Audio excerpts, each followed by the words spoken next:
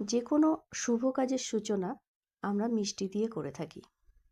আর আমাদের বাঙালি বাড়িতে সবসময় সব মিষ্টির আগে থাকে পায়েস। জন্মদিন বলুন, যে কোনো অনুষ্ঠান বলুন, পায়েসটা হচ্ছে আমাদের স্পেশাল রেসিপি। আজ আমার এই রান্নার চ্যানেলটিরও প্রথম দিন, তাই আমিও এই পায়েস দিয়ে সবার মিষ্টি মুখ করে শুরু করলাম আজকের এই নতুন চ্যানেল রান্নাঘরেই সুস্বাস্থ্য। কম বেশি আমরা প্রত্যেকেই পায়েস বানাতে পারি। তো আজকে আসুন আমি একটা পদ্ধতি দেখাই আপনাদের, যে পদ্ধতিতে পায়েস রান্না করলে আপনি সবার মন জয় করতে পারবেন।